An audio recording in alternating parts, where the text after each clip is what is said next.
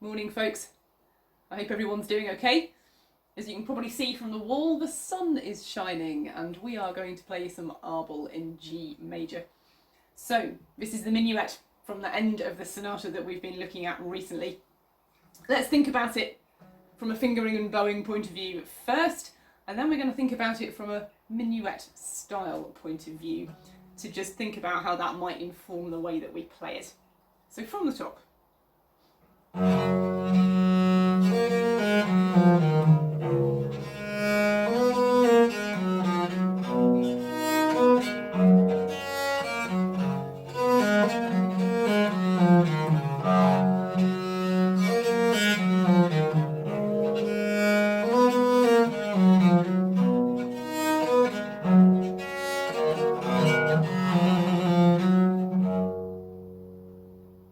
Just the first section then. So, G major chord, first position,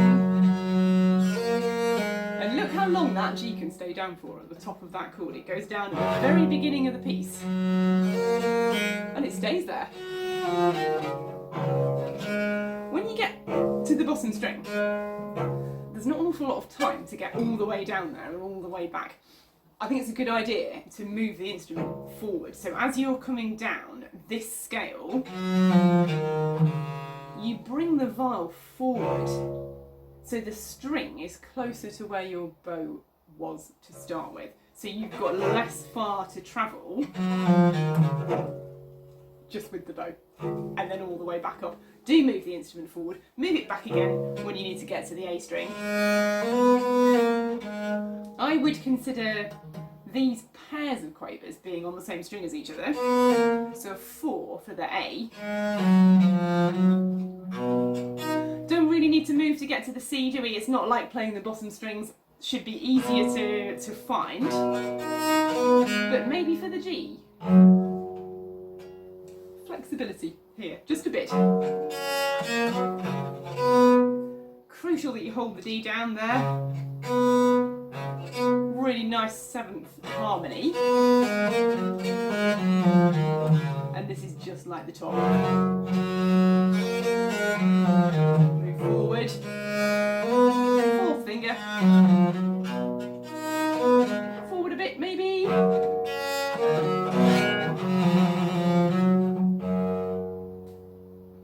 Penultimate chord. You can bar the 1 across the D and the F sharp, add the 2 at the top of the trill, and trill down. And throw that last G away, I think. There's some potentially really untidy string crossing in here, isn't there? After this, there is potential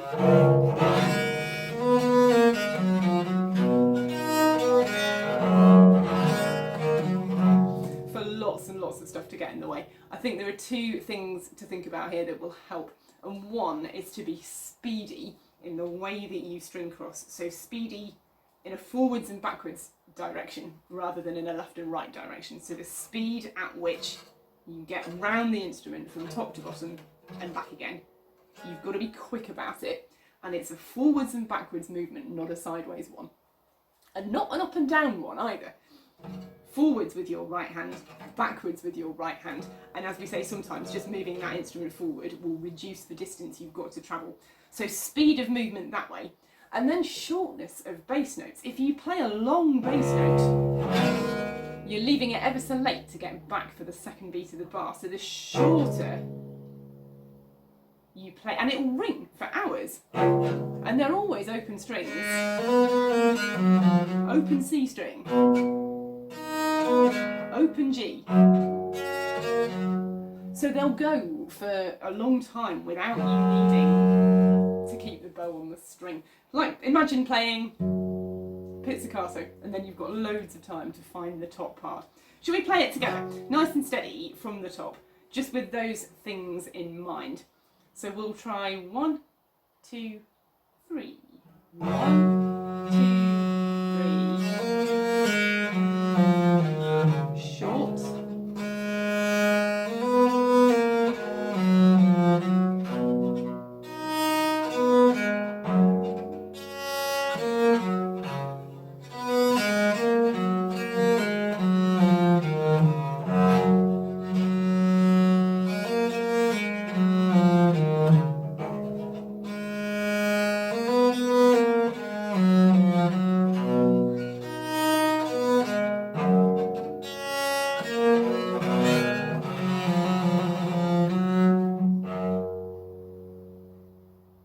at that speed there's quite a lot of time to get round, isn't there? But don't be tempted when you're practicing it slowly to think, okay, I've got time, so I'll be steady about it. Practice it with more gap than note, so that when you speed it up and that gap shrinks, you've still got plenty of time to get round. What about the minuet character then of this? What do we know about a minuet? Well, A, it's a dance, so if it doesn't make you feel as though you want to get up and tap your feet and move, then we haven't got the character right, have we? It's a 3-time dance. The downbeat is more important than either the second or the third beats of the bar. And a minuet step comes in sets of 6, so it's a 2-bar phrase. And that is really clearly part of the structure in here. You get a 2-bar, and then a 2-bar answering phrase. So it really fits the style and the shape of the dance. You need, I think, in that very first chord, to have a kind of upright and purposeful. It's a lively dance. It's not a kind of slow and elegant and lots of swooping about. It's a real kind of, it's quite an athletic, quite an energetic type of dance, and you need to give that in your downbeat, not a downbeat that's heavy but solid, a downbeat that is weighty but sprightly in character. So I'm getting on with it. I'm not sitting on the bottom note for ages. I'm making it speak, but really quickly, and then heading to the top. And I think I would try and get a lift between the first and the second G. So rather than I'm deliberately letting that top note go. I'm not coming miles off. I'm not going for, it's a bit much, isn't it? But you can lift it without taking the bow miles off the string.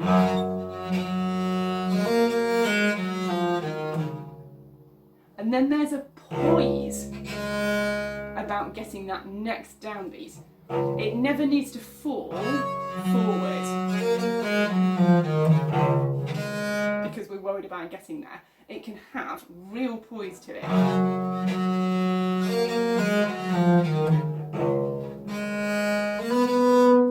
You can't take too long because your dancers will moan. But if you fall into it, it loses its elegance and its poise. Now pick these bass notes out.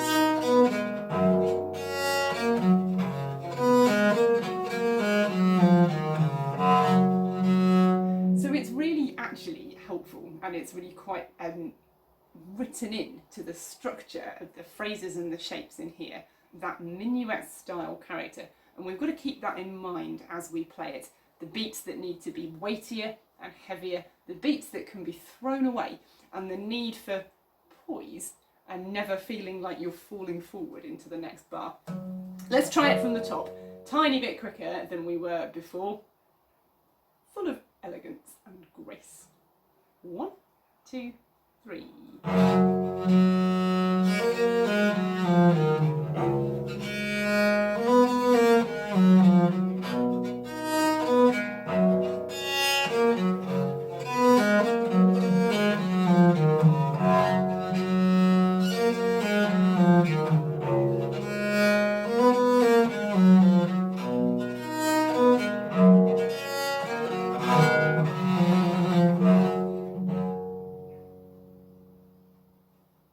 You an extra chord at the end by mistake.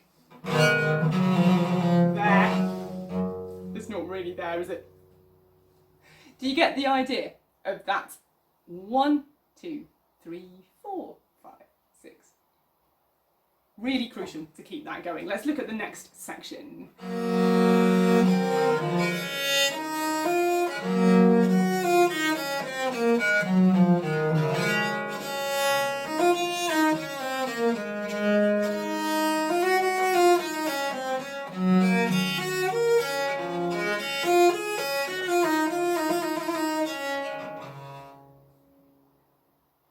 Let's look at just that much, shall we? So there's a slightly slinkier edge to the beginning of this.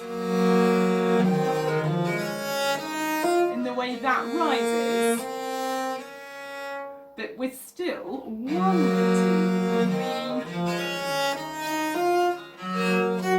3, fingering wise.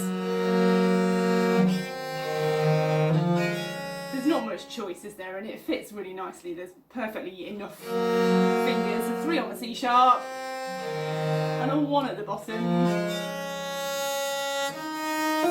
1 and 2. Keep them down. 1 and 2 at the bottom of there. 4 for the D, I think, just to keep the pair of slurred quavers on the same string.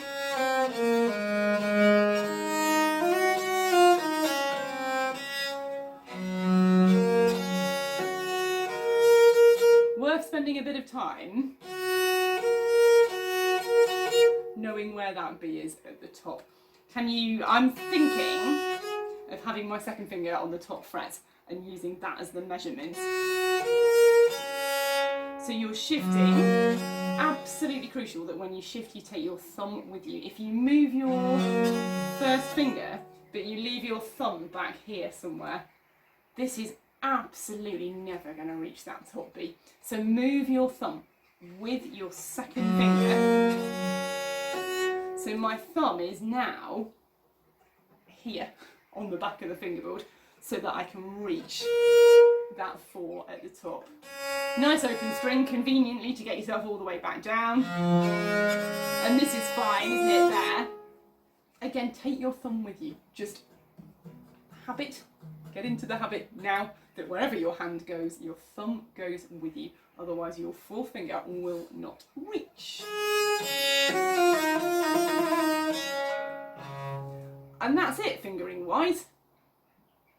Let's try it. 1, 2, 3. 1, 2, 3.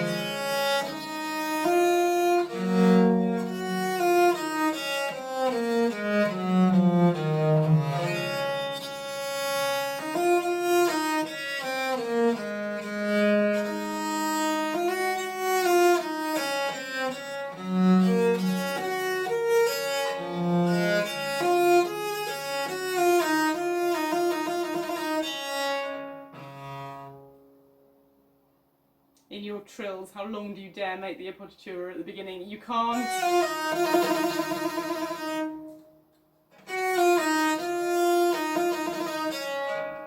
Just dare to sit on the top for as long as you possibly can. So what happens to the minuet style in here then, if we're going to make this a bit smoother? It's still possible for the 1 to be weighted. It doesn't lose any of its line or any of its elegance.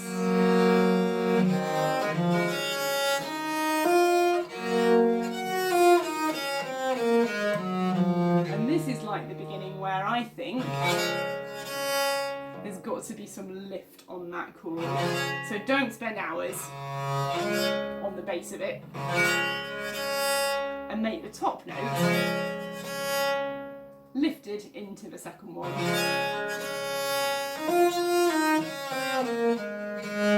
I would imagine that this A is several octaves away down there. So you've got to take the time as though you were going to travel 4 or 5 strings down the viol and place it with the exact amount of poise that we placed the bottom notes with in the first section, even though it's a repeated pitch. Here. So don't let that just come as a matter of fact thing. Spell out the first beat of the bar.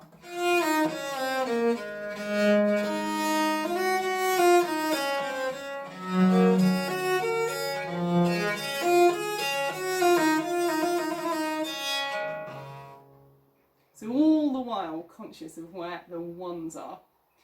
Let's try it a little bit quicker. Beginning of the second half. 1, 2, 3.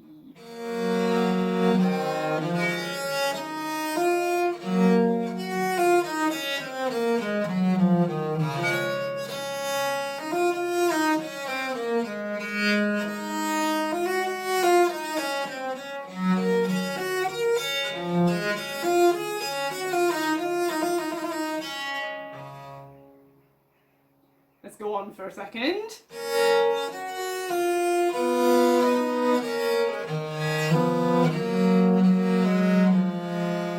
And I'm just going to do that much because actually in there's more chordal stuff to think about than there has been in the rest of the piece put together.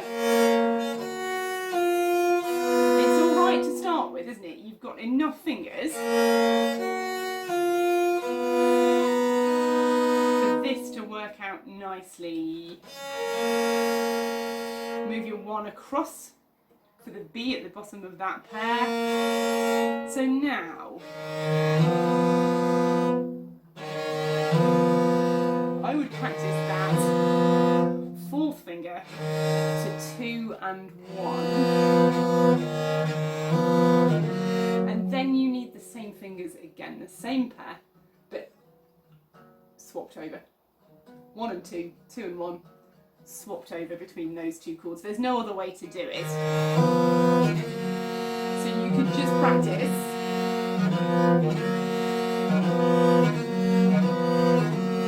switching between the 2 until it's as seamless as possible. And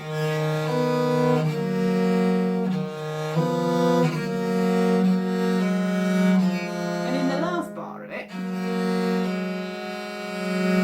really important to hear that, I think, before we hear that. So don't be tempted to hear the second quaver on its own. I think it really misses a trick there. If we don't hear the scrunchy harmony resolve. Should we just play that slowly? Just that section. So we'll try 1, 2, 3. Add your second finger. Move the 1 across.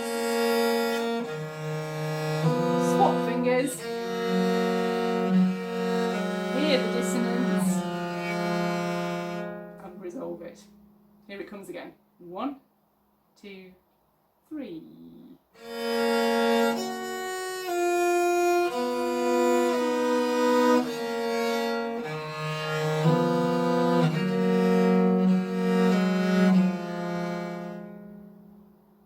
And a little bit quicker.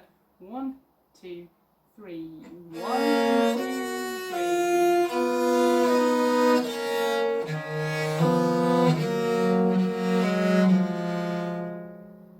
And can you keep the 1, 1,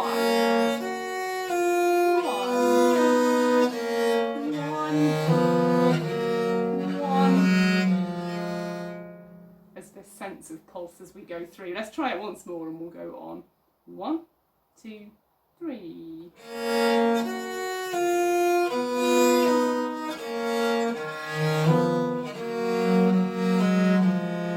Been here before.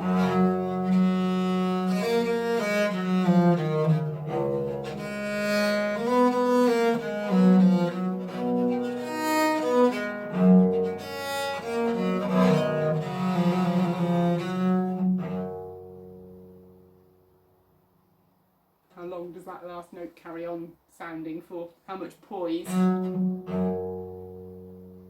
is there in the rest that follows? Shall we play the whole of the last section? Starting at the double bar. Here we go. 1, 2, 3.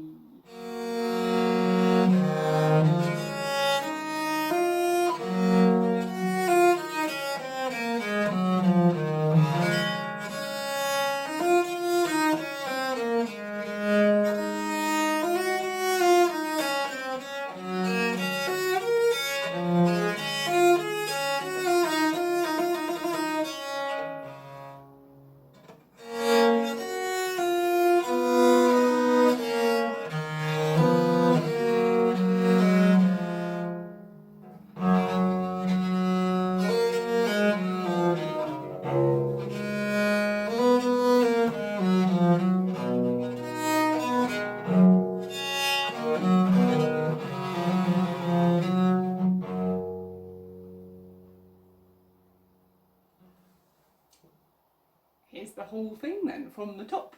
Both repeats. See you at the end. 1, 2, 3.